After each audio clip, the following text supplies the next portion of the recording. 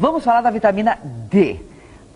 Muito rapidamente você me falou ali quando eu estava entrando no estúdio, e presta atenção que é muito importante a deficiência dessa vitamina no nosso organismo, o que pode causar. Vamos lá? Em primeiro lugar, chamar a vitamina D de vitamina é um erro biológico e fisiológico, porque a vitamina D é derivada diretamente da cascata de produção do colesterol, que vai demandar a formação dos hormônios esteroides. Portanto, nós estamos falando de um hormônio. Isso não tem nada a ver com vitamina. Vitamina D é um hormônio, com todas as características que reúnem esse hormônio. E hoje, Olga, nós estamos enfrentando uma das maiores epidemias já registradas dentro da história da medicina, que é a múltipla deficiência de vitamina D em todos os recantos desse planeta. Pra vocês terem uma ideia, a vitamina D é um hormônio lipossolúvel que está relacionado a fenômenos simplesmente centrais no organismo humano. Número 1.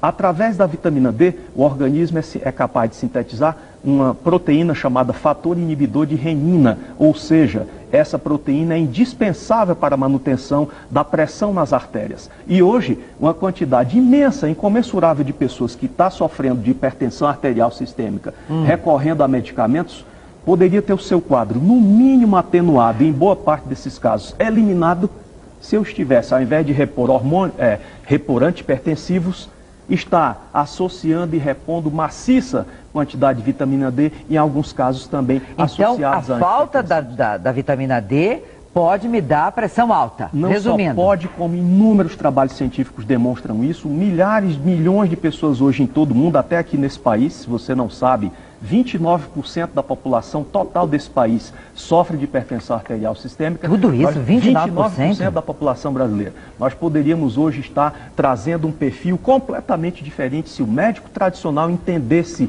a fisiologia desse hormônio chamado vitamina D.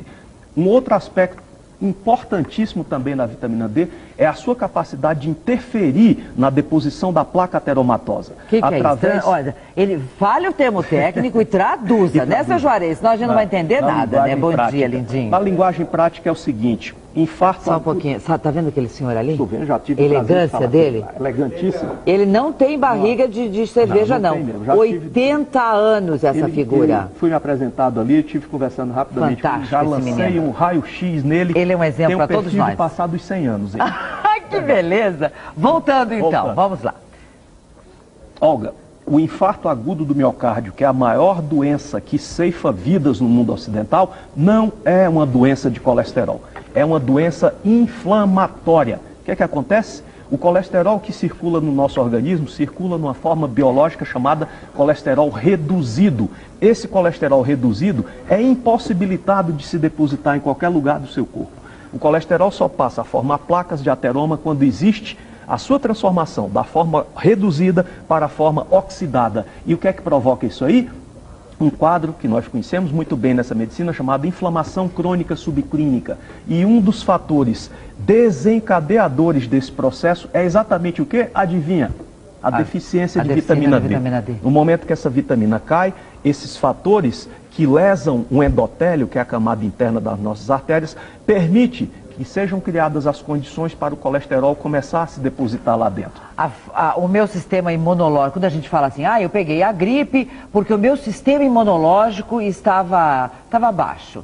Eu dormi mal, sei lá. Enfim, ou a dor de garganta, ou dor de ouvido, ou uma conjuntivite. Gripe, então, é fatal, a gente sempre fala, né?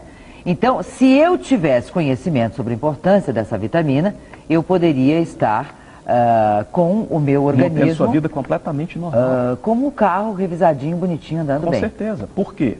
Porque ao invés de vacinar uma pessoa, e principalmente uma vacinação de velhinhos, né, pessoas mais idosas, não estou dizendo para vocês que vacinar pessoas é errado. O que eu estou dizendo a vocês é que vacinar pessoas não é prioritário. Por quê? Porque, na realidade, eu tenho que criar condições para que o meu organismo responda aos bioagentes infecciosos. Significa, uma virose não vai matar você, uma gripe suína não vai matar você. E vejam um escândalo e o terror que foi feito há algum tempo atrás com esse negócio de gripe suína. Nem fale. As pessoas aterrorizadas, empreendimentos turísticos indo à falência, porque as pessoas estavam com medo de ir lá. E sabe qual é a questão? Quando você é infectado por um vírus ou por um bioagente patogênico, o seu organismo só responde adequadamente a esse vírus ou esse agente se a membrana desses microagentes for rompida. E é só aí que o sistema imunológico começa e é possibilitado de atacar esse bioagente agressor.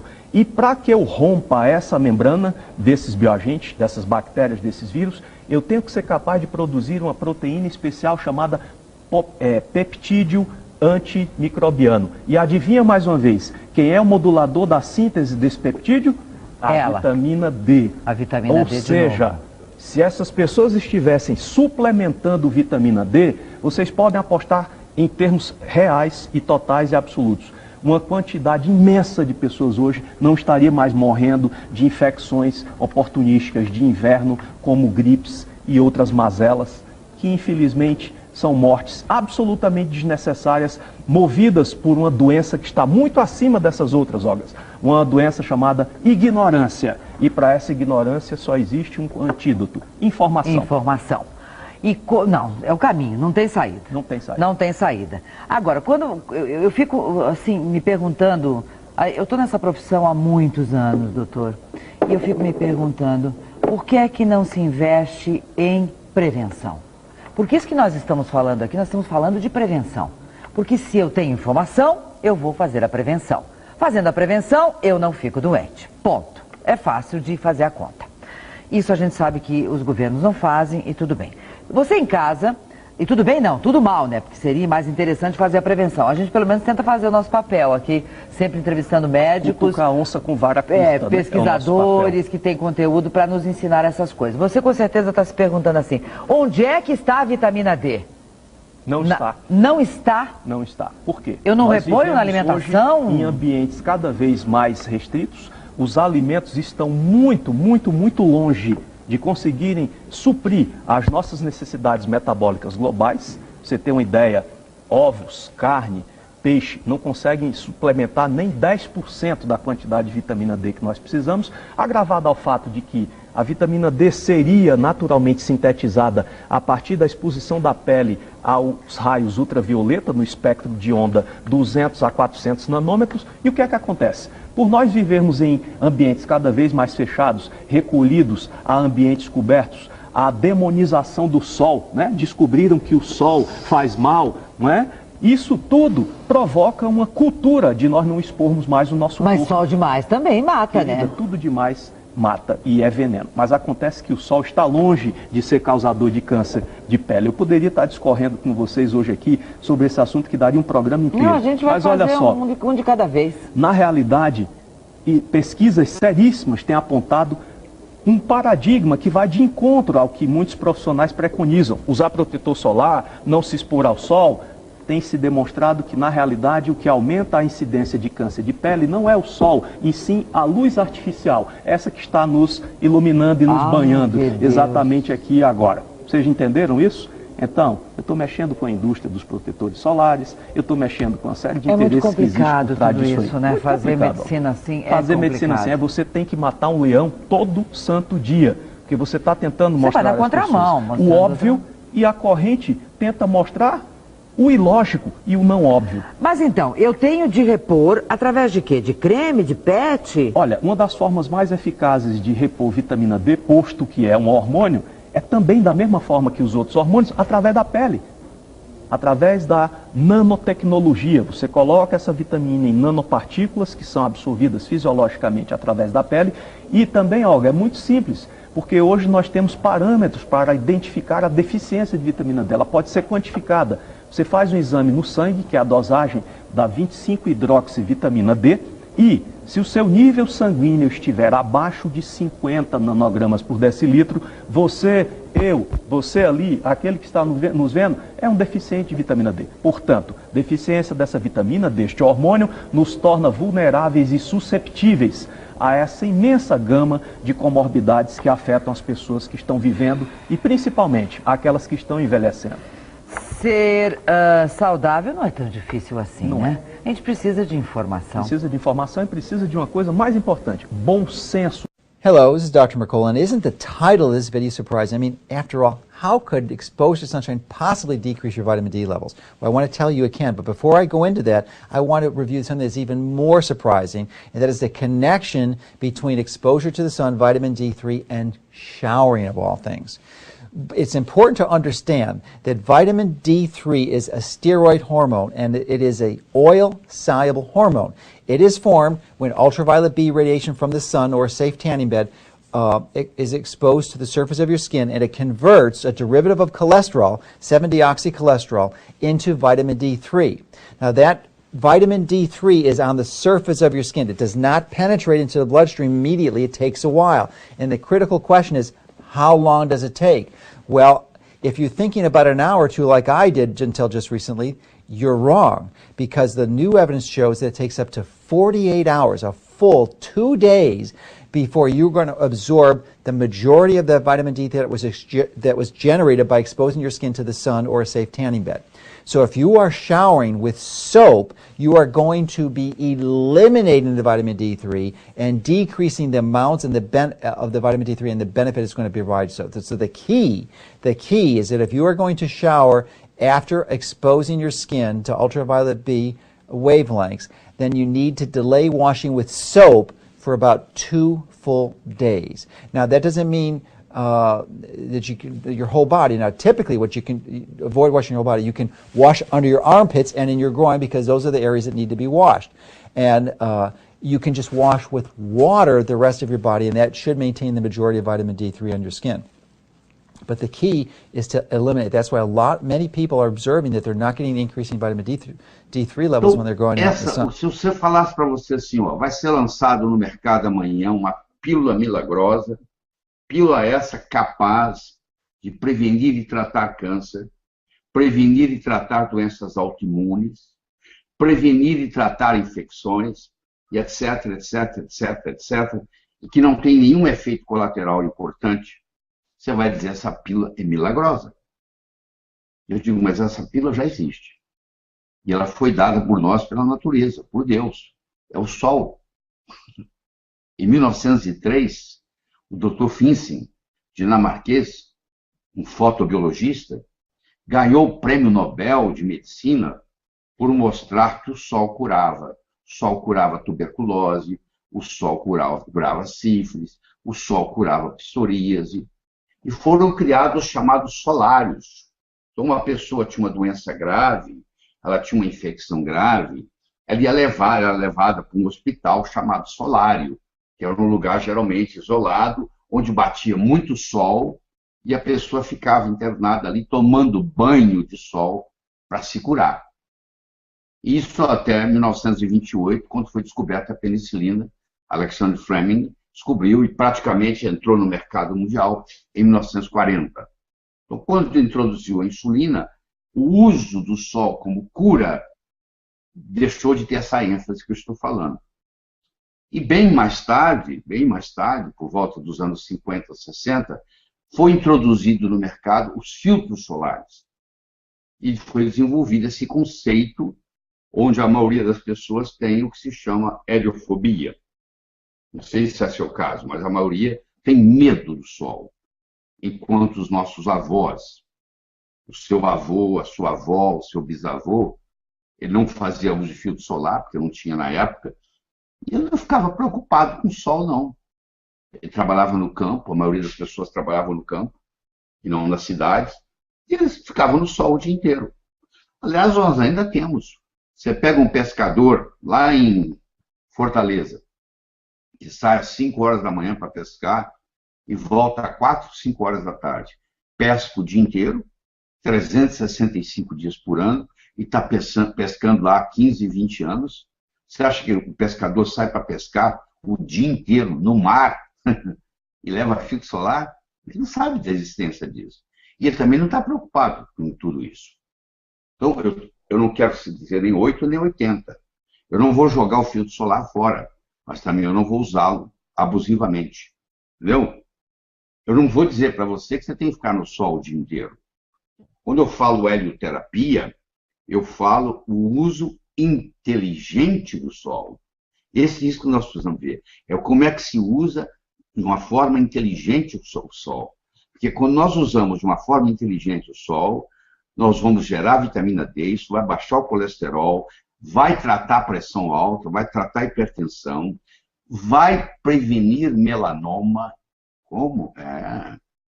Tem inúmeros estudos mostrando que a pessoa que toma sol regularmente tem menos melanoma.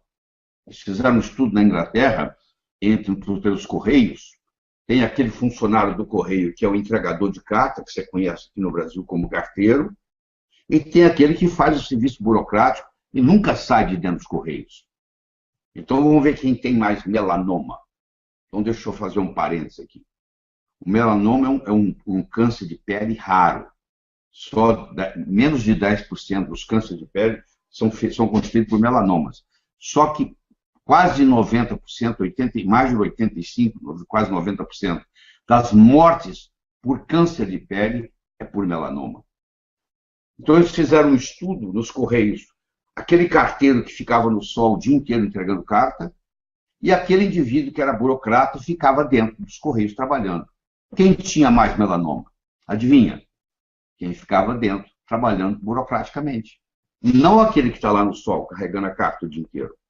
Fizeram um estudo em navios, em marinhas. Tem aquele marinheiro que trabalha no convés do navio e tem aquele que é cozinheiro, que trabalha no porão do navio. Quem manifesta mais melanoma? Aquele que trabalha em cima, lá tomando sol o dia inteiro? Ou aquele que fica lá na cozinha, lá no porão cozinhando? Quem fica lá no fundo cozinhando. Olha que coisa interessante. Então, aí começaram a estudar o seguinte, estudar a Terra. Onde tem mais câncer, onde tem menos câncer, onde tem mais doença, onde tem menos doença. Então, como você sabe, a Terra é redonda. E aqui no meio dela passa uma linha imaginária que se chama Equador.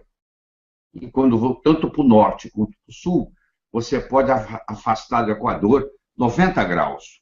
Aqui está o Polo Norte, aqui está o Polo Sul. Então, 90 graus. Então, aqui tem 0, 10, 20, 30, 40, até 90. Menos 10, menos 20, até 90. Quanto mais você se afasta do Equador, menos sol existe. Porque o sol bate de uma forma inclinada. Até chegar lá no Polo Norte ou até chegar lá no Polo Sul. E quanto mais se afasta do Equador, mais câncer existe, inclusive melanomas. Ou seja, quanto menos sol eu tomo, mais doenças eu tenho. Mais pressão alta, mais colesterol alto, mais diabetes, mais o chamado SAD, SAD, que é a doença afetiva sazonal, que é a pessoa que entra, por exemplo, na Suécia, na Noruega, na Dinamarca, durante o inverno, a pessoa entra em depressão profunda, tem que ser tratada com luz artificial, por causa da falta da vitamina D. E por que você gripa na época do inverno? Você já parou para perguntar por que a maioria das vezes você gripa no inverno?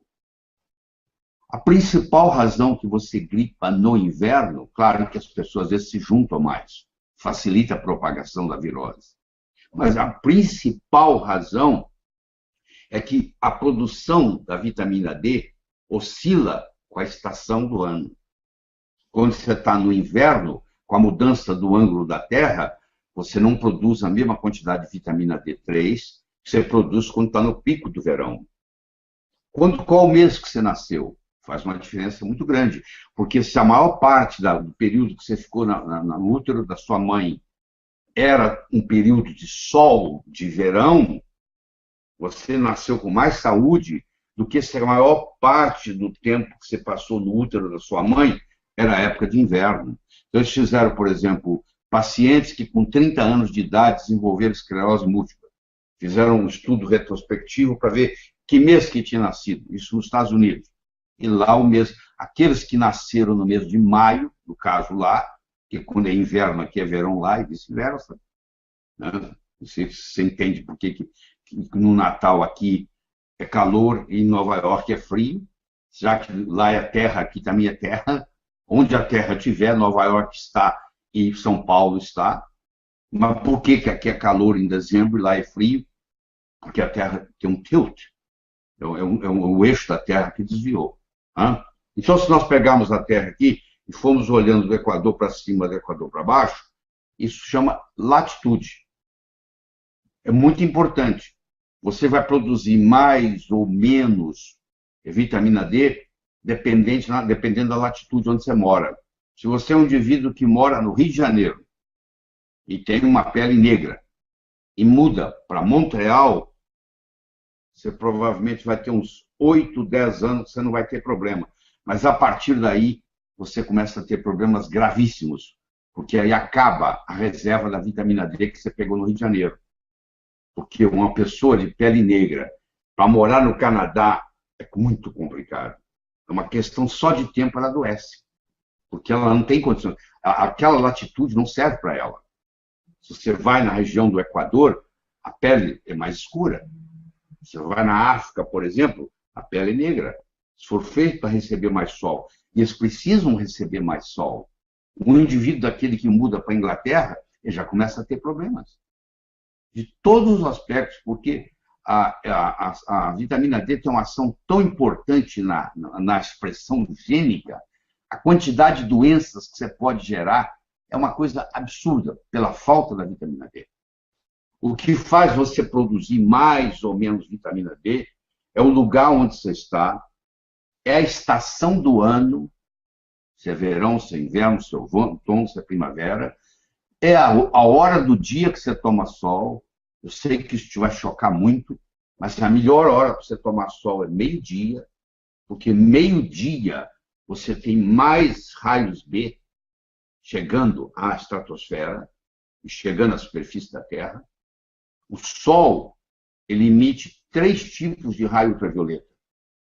Ele emite o C, que tem de 200 a 290 nanômetros. Nanômetro é quando eu pego o metro, divido ele em 1 bilhão de vezes. Cada pedacinho é um nanômetro. Então, entre 200 e 290 é o comprimento de onda do raio C. O raio ultravioleta C não atinge a superfície da Terra. Ele fica na estratosfera. Lá existe uma camada de 30 e 35 quilômetros de ozônio que segura esse raio. Eu sei que a camada de ozônio vem sendo destruída aos poucos. Por enquanto, nós só afetamos 5% da camada de ozônio e ela ainda não está perturbando isso. Ou seja, o raio C continua preso lá. Do que chega à nossa pele, 95% é raio ultravioleta A. Só 5% é raio ultravioleta B. O raio ultravioleta B pica no meio-dia, em ponto, entre as 10 e as 2. Entre as 10 e as 14. É a melhor hora para você tomar sol. Porque é quando o raio B está ali. O raio A, ele está o dia inteiro. Então, se você for na praia às 5 horas da tarde, você pega o raio A. O ar livre, não precisa ir à praia. Se você for às 8 da manhã, você pega o raio A. O raio A, tem 2 tipos de raio A. Tem o A2 e tem o A1. O A2 vai o B vai de 300 a 320. O A2 vai de 320 a 340. E o A1 vai de 340 a 400 nanômetros. Então, quanto maior o comprimento de onda, mais ela penetra. 5% dos raios solares que batem na nossa pele são B. Eles atingem a epiderme, não passa daí. 95% dos raios solares que atingem a nossa pele são A. E eles atravessam a epiderme e chegam na derme. Eles são os que causam manchas solares, eles são os que causam rugas, eles são os que causam forte envelhecimento. Então, se você recebe uma carga de UVA, você recebe você envelhece mais rápido a pele. O UVB, ele faz eritema, ele faz ficar vermelha a pele. E se você receber UVB demais, que é o que produz a vitamina D, você pode ter queimaduras, que nós não recomendamos de jeito nenhum. Isso é um negócio muito sério. Se você tem uma pele clara, você com 8 minutos de sol por dia, é mais do que 2, 3 vezes por semana, é mais que suficiente para você abastecer a vitamina D3 que você precisa. Bom, então deixa eu explicar para você o que é um MED. MED.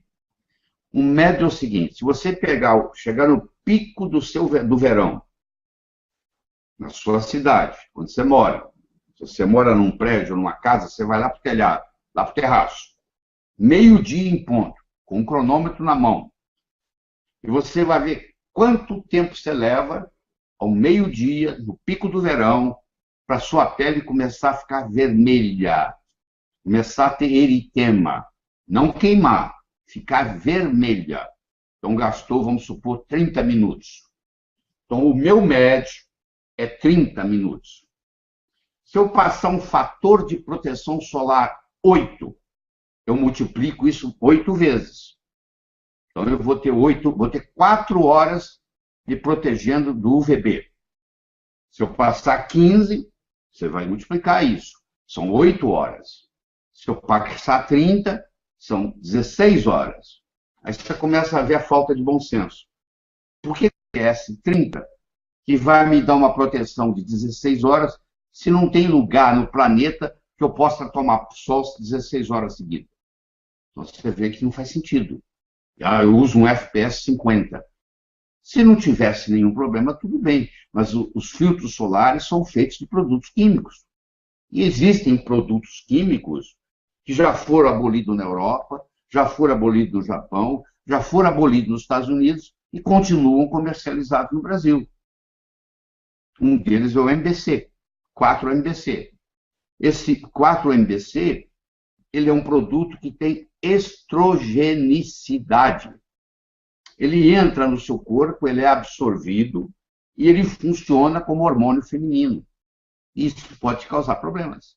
E se você sobrecarrega nesse filtro solar, mesmo debaixo da maquiagem, no caso da mulher, que nem vai tomar sol, porque o carro está parado na garagem, você entra no seu carro, dirige para o seu trabalho, fica lá o dia inteiro e volta à noite, você não tomou sol nenhum, a lâmpada não tem UVB, a não ser que você compre uma lâmpada UVB. Isso existe no mercado, mas não é essa lâmpada fluorescente que você tem aí em você. São lâmpadas especiais, caríssimas, elas custam nos Estados Unidos por volta de $300, R$ 1.200, você compra um UVB.